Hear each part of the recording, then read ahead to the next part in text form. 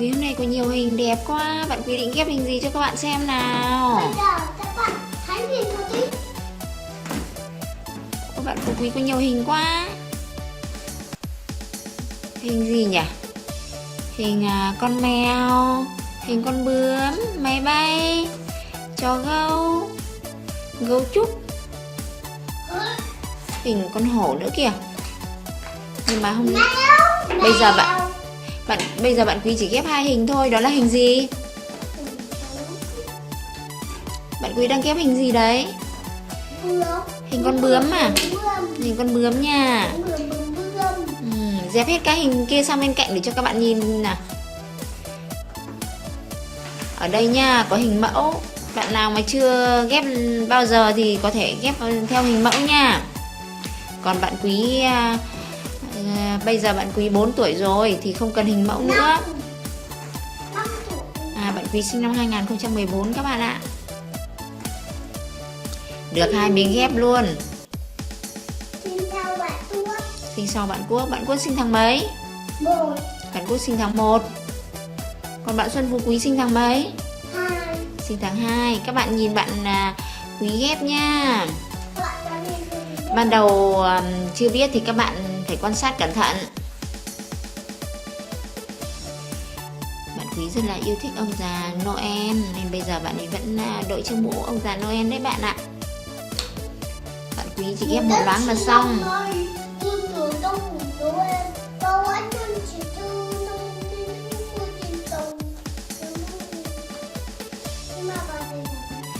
Bà ấy không phải mẹ dạy đâu mà là cô giáo ở lớp dạy đấy.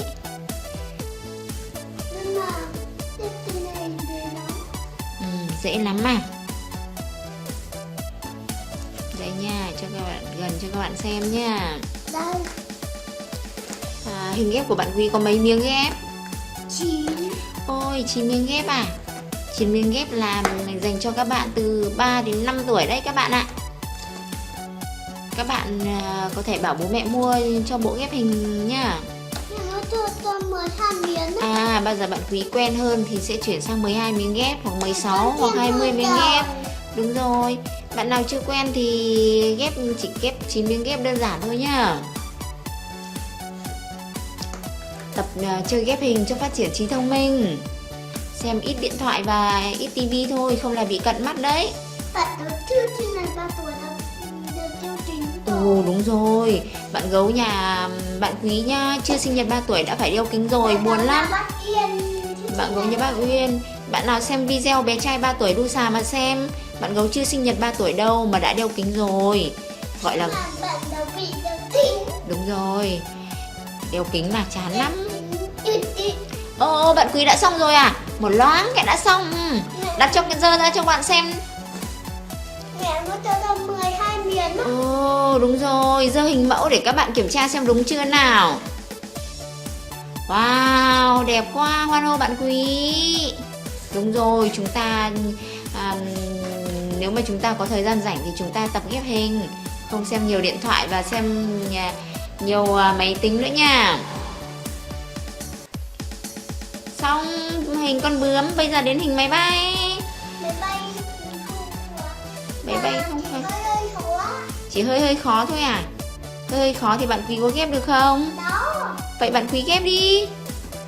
Bây giờ ghép từ đây luôn. Ghép dễ luôn à? Hơi khó à? Hơi khó thì bạn Quý có cần mẫu không?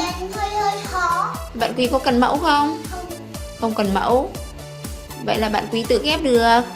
Bạn nào mà chưa quen, chưa ghép bao giờ thì đấy, bố bạn Quý đi làm về đấy, đi từ sáng đến giờ, bây giờ mới về đấy.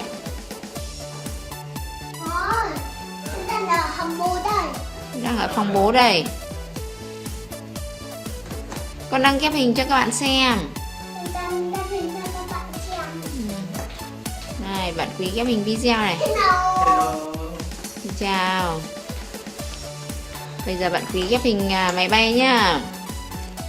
Thử cho các bạn xem nào. Ghép đẹp lắm. Bố bạn Quý đi làm vất vả từ sáng đến giờ, bây giờ mới về đấy. Nhưng mà bạn Quý tranh thủ ghép xong cái hình này thì ra chơi cùng bố nha. Các bạn cố gắng theo dõi bạn Quý nha. Xong chưa? Bạn Quý ghép một lúc là xong thôi mà.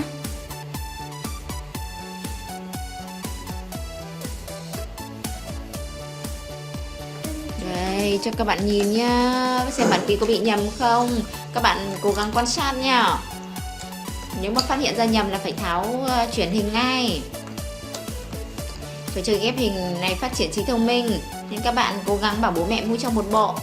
Bạn Quý có một bộ rất nhiều hình luôn, đến tận 30 hình các bạn ạ.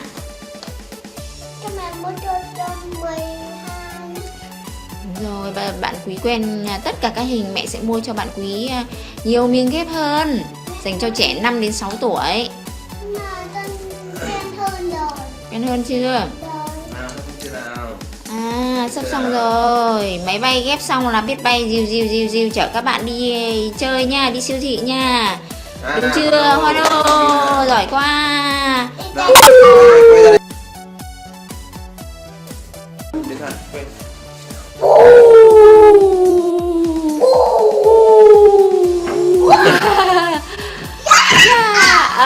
Bạn Quý ghép hình xong vui quá. Các bạn có vui không? Như vậy là có 2 hình rồi, hình con bướm và hình máy bay. Bạn Quý lại định ghép tiếp hình gấu trúc à? Panda đấy, gấu trúc gọi là panda. Là trứng trúc. Các bạn phải chăm chỉ ghép hình nha, để phát triển trí thông minh. Trứng trúc đây. Tăng đầu trúc đâu là thâu nóng. Gấu trúc khó hay là dễ? Dễ. Dễ quá, rất là dễ luôn à. Bẻ ra hơi khó. Đây, cho các bạn xem hình mẫu nhá, hình gấu trúc đẹp lắm. Bây giờ bạn Quý ghép hình. Vẽ ra hơi khó à, phải quan sát thật kỹ. Bạn Quý ghép hình như nào, hướng dẫn các bạn đi. Đây. Bạn Quý ghép hình chân.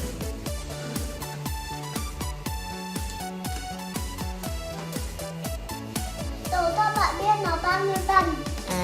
Ghép hình mặt của gấu trúc này. Đố các bạn biết gấu trúc bao nhiêu cân à? Ở trên hình có ghi bao nhiêu cân không? Gấu nặng lắm các bạn ạ. Sao người ta thả nó về trứng trúc? Không ai nuôi gấu trúc đâu nha. Gấu trúc là động vật được bảo tồn. Và tôi để làm gì? Nếu phát hiện ra ai săn bắt gấu trúc trái pháp luật thì chúng ta có thể báo với cơ quan có thẩm quyền nha. Bạn Quý sắp xong rồi, chỉ một loáng là các bạn Quý ghép xong thôi, quá tuyệt vời. Wow. Đặt miếng ghép mẫu này để cho các bạn nhìn và khen bạn Quý. Gấu trúc anh và gấu trúc em rủ nhau đi đâu? Gấu trúc anh và gấu trúc em rủ nhau cùng ghép hình, cùng đi chơi, cùng đi học. Như vậy là bạn Xuân Phú Quý đã ghép được 3 hình rồi. Các bạn ơi, các bạn cố gắng ghép hình nhá, ghép hình thật giỏi nhá. Đừng ghép sai. Rồi em ơi, ngồi đằng sau anh. Gấu em ngồi đằng sau. Đây là miếng ghép hình mà mẹ mua cho trong cái video clip show thi tài của giữa mẹ và bé đấy các bạn ơi. Hôm đó bạn Quý bóc hộp quà lần đầu tiên. Bạn nào chưa xem thì có thể xem lại nhá. Lại bị lỏng rồi à? Lỏng rồi, nhưng mà bây giờ bạn Xuân Phú Quý ghép vào hình mẫu này. Như vậy là bạn Xuân Phú Quý một lúc là đã ghép xong hình con bướm, hình máy bay và hình gấu trúc. Các bạn có thích những hình này không? Hình ghép của bạn Xuân Phú Quý có những 30 hình các loại chủ đề, từ động vật đến máy xúc, ô tô, xe cảnh sát, đúng rồi, rất nhiều. Bạn Xuân Phú Quý đã ghép xong rồi, bây giờ bạn Xuân Phú Quý chúc các bạn ghép giỏi và tạm biệt các bạn đi. Chúc các bạn học giỏi. Giơ tay ngẩng mặt lên chào các bạn. Bye bye. Bye bye, các bạn nhớ ghép hình giỏi nhá. Đừng ghép sai nha. Xem ít điện thoại thôi. Đúng rồi. Bạn nào chưa quen thì dùng hình mẫu. Bye bye, tạm biệt các bạn. Giơ tay lên chào các bạn.